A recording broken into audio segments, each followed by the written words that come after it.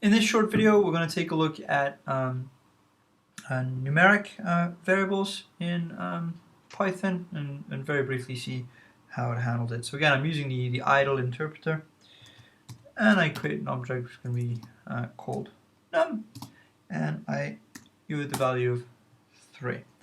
So I print out num, it gives me 3. I can increment num, so I can make num go up by 1, num plus 1.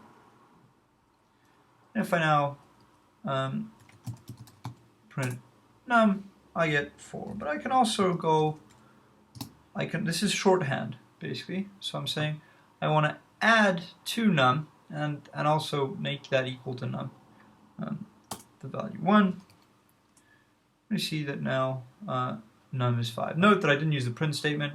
It's always good practice to use the print statement, as you'll see when you start writing scripts, but you can do that. That gives you the same thing.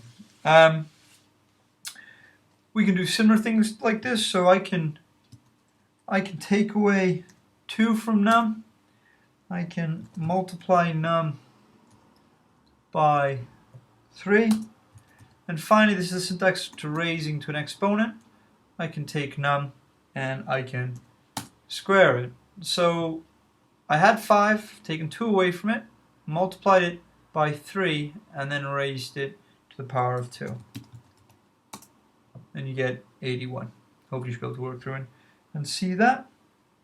A final note on division. If I create another number, let's call it 5, and let's say I want to see the fraction print num divided by num 2, I get 16. But hopefully you realize that 81 divided by 5 is not exactly 16, it's 16 in the integer field. So how do we force Python to handle the actual thing we want? Here's one solution. You can use float. There are other ways. I won't go into it in this short video. But this is also it's an issue, not an issue. It's actually often it's very useful that this is the default, and then you have to work a bit harder for this.